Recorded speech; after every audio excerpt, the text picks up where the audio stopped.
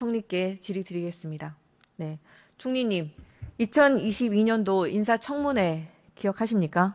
네, 기억합니다. 네, 통합과 협치로 부강한 나라, 그리고 새로운 대한민국을 만들겠다. 본인께서 하셨던 인사 말씀입니다. 그리고 헌법에 주어진 모든 권한과 책임을 다 이행하겠다.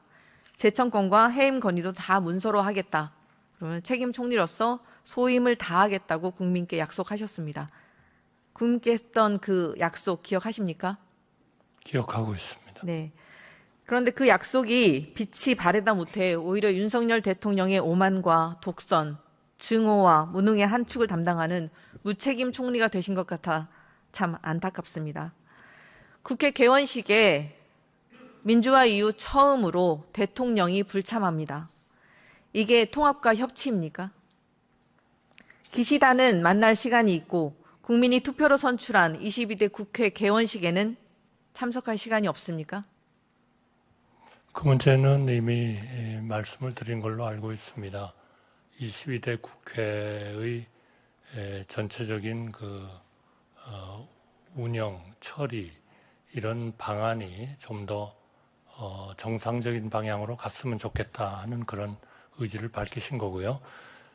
저는 의원님 저의 청문회 때 말씀하신 거를 지적해 주신 거 감사하게 생각합니다. 저는 그 생각에는 지금도 변화가 없고 우리 국회가 21대도 그렇고 22대도 그렇고 한 가지 분명한 거는 야당이 다수를 차지하고 있지만 집권을 해본 그런 정당입니다. 그런 점에서는 저희는 좀 다행이라고 생각합니다. 네, 그걸 알겠습니다. 위해서 답변이... 많은 성과가 저는 실제로 있었다고 생각합니다. 그 네. 어려운 예산 편성 전부 다 여야 합의로 했고요. 최근에는 간호법을 또 여야 협치로 했고 또 부동산 사기당한 분들에 대한 눈물을 닦아주기 위한 대책을 했습니다. 저는 너무나 이 모든 것을 가망이 없다. 저는 이렇게 네, 잘 알겠습니다. 찬성하지 않습니다. 답변 시간이 한정되어 있어서요. 총리님, 국민께서 헌정사상 처음으로 야당에게 말씀하신 것처럼 압도적인 과반 의석을 맡기시며 윤석열 정권을 심판했습니다. 총선에서 참패한 직후에 사의를 표명하셨죠. 총선 결과를 어떻게 받아들였길래 사의까지 표명하신 것입니까? 저는 분명히 우리 국정 운영에 있어서 우리 국민들께 좀 더 잘 할 수 있었고 해야 되는데 충분치 못했다 하는 그런 자각이 있었습니다. 그때는 민심을 겸허히 수용하겠다라는 입장이셨을 것으로 보입니다. 그 총선 결과에 대해서 혹시 대통령님께 고언하셨습니까? 대통령께서도 그 선거 이후에 바로 몇 가지 그런 대통령으로서의 소회를 말씀하신 것으로 그렇게 알고 있습니다. 맞습니다. 윤석열 대통령도 총선 민심을 겸허히 받아들이고 민심을 경청하겠다고 밝히신 바 있습니다. 총선이 끝나고 벌써 5개월 가까이 지났습니다. 그런데 대통령의 약속은 지켜지고 있습니까? 한국갤럽의 여론조사 결과 대통령 지지율은 23%입니다. 총선 직후 이루어진 여론조사와 동일한 수준입니다. 국민께서는 윤석열 대통령과 정부 모두 총선에서 심판 받아놓고 아무것도 바뀌지 않는다고 생각하실 것 같습니다. 민생 경제는 곡소리가 나고 국민의 삶이 무너지고 있는데 국정의 총책임자인 대통령은 경제가 확실히 살아나고 있다. 자화자찬을 했습니다. 총리님, 2분기 경제 성장률이 어떻게 됩니까? 1분기에 전기에 비해서 1.3% 예상 외로 성장을 한 그런 효과가 조금 있었던 것 같습니다. 마이너스를 보였죠. 그러나 상반기 성장은 전년 동기비에 비해서 2.8% 성장했습니다. 최근에 상당히 높은 성장이고 현재 올해의 성장 전망은 네, 알겠습니다. 국민 GDP 방금 말씀하셨던 것처럼 1조 달러 이상인 네. 국가 중에서는 미국 다음에 2위입니다.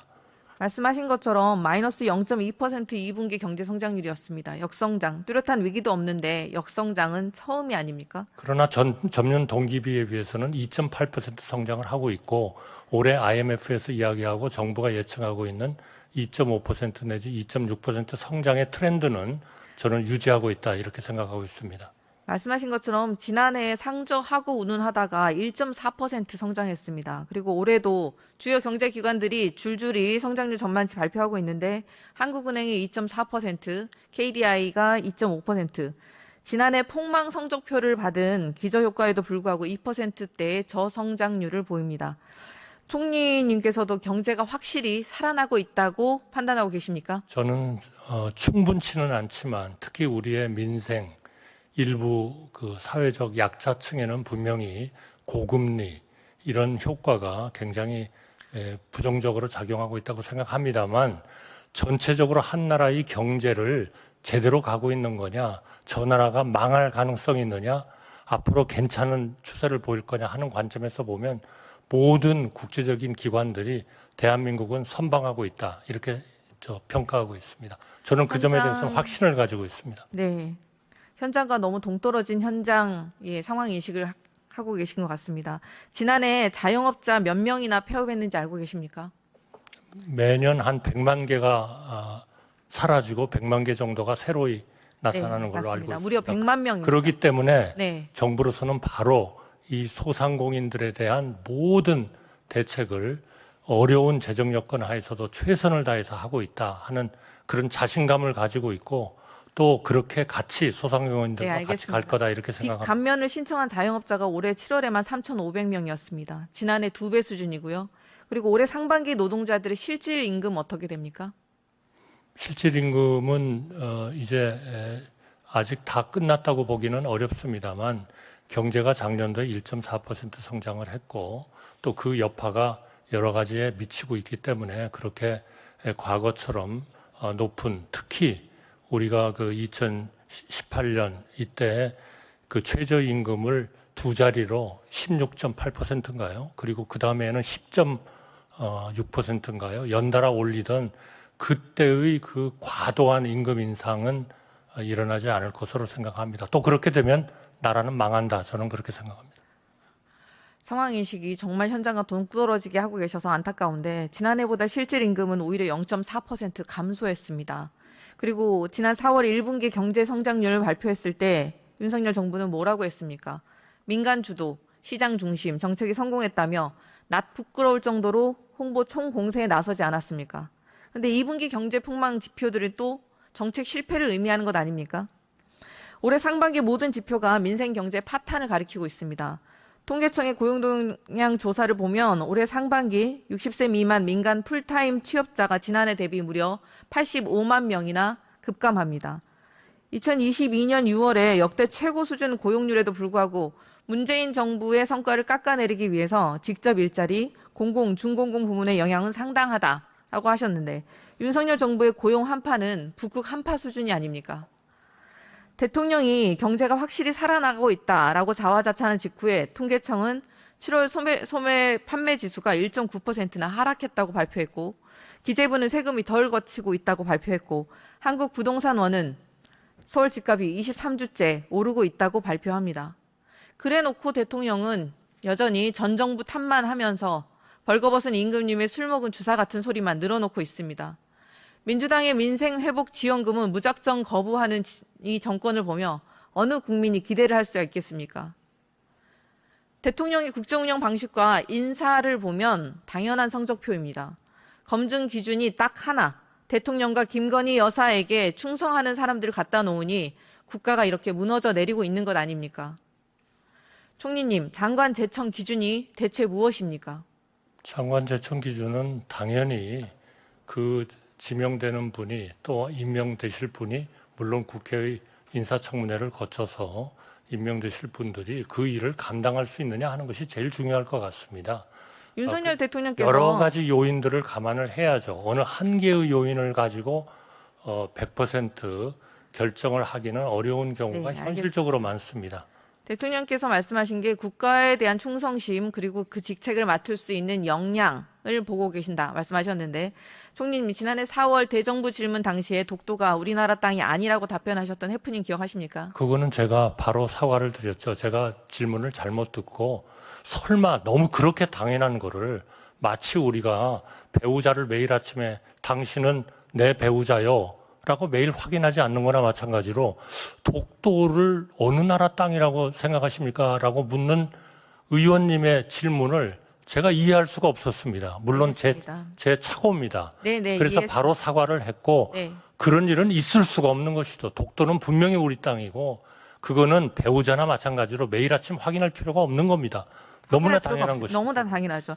그런데 왜 일본은 군함과 순시선을 독도에 보내 우리 주권을 침탈하려 하는 것입니까? 그거는 군사적인 여러 가지 우리 대내외적인 문제가 있지 않습니까? 특히 북한의 우리에 대한 우리를 적대국으로 보겠다라고 선언을 한 우리 김정은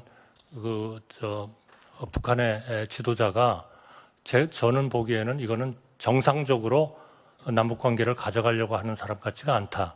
그러면 결국 우리가 취해야 할 하나의 선택은 뭐냐? 만약 북한이 우리의 평화가 한반도의 알겠습니다. 평화가 북한의 의도에 따라서 움직여서는 안 된다. 아이고, 저는 이렇게 당연히. 생각합니다. 네네, 그렇기 때문에 알겠습니다. 결국 우리가 튼튼한 국방력, 자강력, 경제력 이것을 가지고 네. 우리가 분명한 억지력을 가져야 된다. 그런 점에서 우리의 한미동맹과 또 우리 일본과의 협력 이런 여러 가지 측면에서는 우리가 굉장히 다차원적으로 해야지 이거를 일방적으로 그냥 평화협정 이런 단순한 그런 너무나 네, 알겠습니다. 단순한 쪽으로 총리님. 가서는 이거는 나라의 안보를 위협을 주는 것이다. 저는 그렇게 생각합니다. 네, 맞는 말씀이시고 중요한 건 일본의 마음이라고 하시며 짝사랑하신 거 그리고 일본의 주권적 침탈, 주권 침탈 그리고 식민 지배, 우리나라 식민 지배를 통해서 우리나라가 경제 성장을 했다는데 동의하십니까? 저는 그것이 일본 때문에 성장했다라는 거에는 동의하지 않습니다. 그러나 당시의 통계 이런 것들을 연구하는 학자들로서는 그런 의견도 낼 수도 있겠다.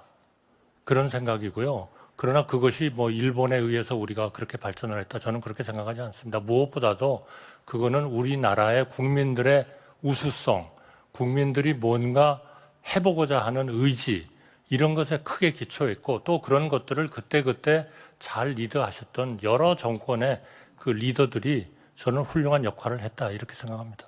그런데 왜 일제는 착취를 안 했다라고 공개적으로 밝히는 자가 이번에 새 역사 교과서를 집필하는 것입니까? 알고 계십니까? 저는 그런 문제를요 너무나 단편적이고 일면적으로 보는 것은 조금 우리가 좀 자제해야 되는 거 아닌가 이렇게 생각합니다. 사람은 여러 가지 차원의 성격과 네, 알겠습니다. 이 주장을 가질 수 있죠. 그러나 문제는 그렇게 해서 나온 결과가 어떤 거냐. 그렇게 해서 나온 그 책자의 그 주장하는 내용이 우리의 2세들에게 충분히 우리나라의 정체성과 우리나라의 그런 능력을 또 자부심을 가질 수 있게 해주는 거냐. 이것을 평가하는 것이 더 중요한 거 아니냐. 저기에 교육위원장도 계십니다만 저는 그렇게 생각합니다. 총리님의 역사 인식 때문에 정말 안타까운데 그게 대한민국 총리가 하실 말씀이십니까? 위안부는 일제가 제국주의 깃발을 들고 우리나라를 강제로 침탈하면서 벌인 범죄였습니다. 위안부의 불법성과 강제성은 인정하시죠? 인정합니다. 네, 그런데 왜 이진숙 방통위원장은 인정하지 않는다고 하는 것일까요? 그러니까 제가 몇 번 말씀드리지 않습니까? 개인들의 어떤 생각은 여러 가지가 있을 수 있다. 그거를 우리가 만약에 인정하지 않는다면 그거는 전체주의죠, 우리나라가. 그러니까 국무위원이- 있을 수는 있는데 네, 그러면 그 양반이 그 자리를 맡았을 때 또 자리를 맡아서 하려고 하는 것들이 어떤 것이냐. 그거는 넉넉히 우리 국회가 행정부를 견제하고 그리고 계속 평가하고 그리고 여러 가지 방법을 통해서 이분이 가지신 장점이 발휘되지 않고 단점만 발휘되게 된 것에 대해서는 억제할 수 있는 모든 권한을 다 가지고 계시지 않습니까? 그러니까 그 문제에 대해서도 저는 오히려 좀 자신감을 가지시고 그분들이 일을 하는 거를 제대로 평가하시고 잘못됐을 때 꾸짖으시고 그 법률에 따르는 모든 네, 알겠습니다. 조치를 하시는 것이 저는 맞다 이렇게 생각합니다. 너무나 단편적인 한두 개의 발언 이런 것들을 가지고 이분의 전체를 평가하고 전체를 어떤 하나의 그런 이슈와 연관돼서 결론을 국무위원회 내리는 거 역사인식은 이거는 매우 저는 중요합니다. 맞지 않다. 그거는 결정에 제 매우 역사인식이 중요한 잘못된 것이 아니고 판단에 중요한 역할을 저는 할 그 것이기 역사인식이 때문입니다. 저는 좀 더 실용적이고 맞는 얘기다. 저는 그렇게 생각합니다. 위안부 강제성에 논쟁의 여지가 있다. 이진숙 방통위원장, 장관급 공직자가 입에 담을 말이라고 생각하십니까? 1945년 8월 15일 광복절 맞습니까? 저는 8월 15일은 우리 1919년에 수립된 우리의 그 국가가 정부를 수립한 것이죠. 그 정부가 알겠습니다.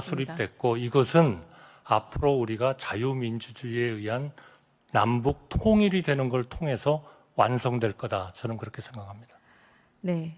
그런데 왜 윤석열 대통령이 임명한 김형석 독립기념관장은 광복절을 부정합니까? 그 문제는 저는 그분의 이 문제에 대해서 같이 아직 본격적인 얘기를 해본 적은 없습니다만 그분은 그런 적이 없다고 얘기를 하고 있다. 저는 그렇게 들은 것 같습니다. 만약 아니라면 총리님. 제가 아니라고 말씀드리겠습니다. 그러나 다시 한번 말씀드리지만 그러한 그분의 발언이 그분이 지금 맡고 있는 그런 일들에 도움이 되는 거냐, 소위 수행을 할 수 있는 거냐 하는 그것도 하나의 우리가 그분을 평가하는 특히 어떤 그런 일을 맡기는 데 있어서는 중요한 하나의 고려 요소다. 중요한 이렇게 좀 고려 요소죠. 말씀을 역사인식과 해주셨으면 정무적 좋겠습니다. 판단을 하는 데 있어서. 그리고 그럼 일제강점기 시절 우리 선조들의 국적은 무엇입니까? 총리님. 일제강점기에 네, 우리 선조들의 국적은 무엇입니까? 국적은 당연히 우리 한국의 국적이죠. 다만 그 국적이 말하자면 소위 챌린지를 받는 계기가 일본과의 강제 병합이라는 걸 통해서 논란이 있을 수는 있다 이렇게 생각합니다. 그런데 왜 김문수 장관은 그러나 그거를 일본의 국적이라고 네. 설사 생각하는 사람이 있다고 하더라도 저는 동의하지 않습니다. 저는 그거는 대한민국의 근데 왜 국적이 총리가 계속 제청하셨습니까? 무슨 이유 때문에 총리 제청권이 있지 제 말씀을 않습니까? 잠깐 좀 시간이 하겠습니다. 별로 없어서요. 네. 네네. 그 우리 대한민국의 국적을 가지고 있다고 생각하고 그러나 만약 그 일본의 국적이라고 생각하는 사람이 있다면 그거는 정상적인 과정을 거쳐서 국적이 부과됐고 강제 협약을 통해서 소위 그 강제적인 그런 걸 통해서 부과가 된 것이라고 봐야 되지 않겠습니까? 그러면 우리가 그런 국적에 따라서 알겠습니다. 일본의 무슨 우리 권리를 질의를 할 수 있게 좀 해주세요. 저희가 선거를 너무 했습니까? 대답을 길게 하시면 저희가 일본 국적과 일본 네, 국민들과 알겠습니다. 똑같은 처우를 받았습니까? 이거는 철저하게 차별된 그러한 거였다. 그러니까 대한민국 국적이라고 저는 생각하고 일본의 알겠습니다. 국적이라고 생각하는 분도 그게 일반적인 일본의 그런 국적이라고 네. 생각하면 정말 이건 오산이다. 저는 그렇게 생각합니다. 총리님의 역사인식은 그러해서 정말 다행입니다. 대한민국 헌법마저도 임시정부의 법통을 계승하고 있습니다. 헌법을 부정하는데 국가에 대한 충성심이 있다는 게 말이 됩니까? 이런 모렴치한 친일 뉴라이트 인사를 책임 총리라면 마땅히 해임 건의했어야 되는 거 아닙니까? 왜 그렇게까지 일본에 굴정적으로 나섰는지 정말 이해가 안 갑니다. 우리나라가 키워온 기업인 라인도 내주고 역사도 팔아넘기고 독도는 흔적을 지우고 국민은 윤석열 정부에 혹시 일본의 피가 흐르고 있는 것이 아니냐며 분개하고 있습니다. 지금이라도 국정 운영의 기조를 바꾸고 국정을 움직이고 있는 친일파들과 용산에 있는 밀정 모두 쫓아낼 생각 있으십니까? 저는 의원님께서 너무나 편파적으로 모든 평가를 하고 계시는 게 아닌가 하는 걱정이 됩니다. 하나만 말씀드리면 지금 라인을 일본에다 넘겨줬다. 일본에다 넘겼습니까? 일본이 전혀 이런 그 소유권 이전에 대해서는 관여하지 않겠다는 입장을 분명히 했지 않습니까? 그러니까 않겠다고 한 그런 그 공식적인 발언에 대해서 왜 라인을 넘겼다고 국민들한테 얘기합니까? 그게 바로 가짜뉴스고 선동 아닙니까? 절대로 그런 식으로 우리 의원님들이 우리의 행정을 하는 거를 질책해서는 안 된다고 생각합니다. 그렇게 하시면 정말 우리 정말 중요한 파트를 생각하고 있는 이런 행정부를 구성하고 있는 공무원들이 정말 실망하게 됩니다. 사실을 사실로서 말씀을 해주셔야지 아닙니다. 국민들의 어디 우리가 라인을 상황 일본에다가 판단과 넘겼습니까? 정반대의 판단을 하고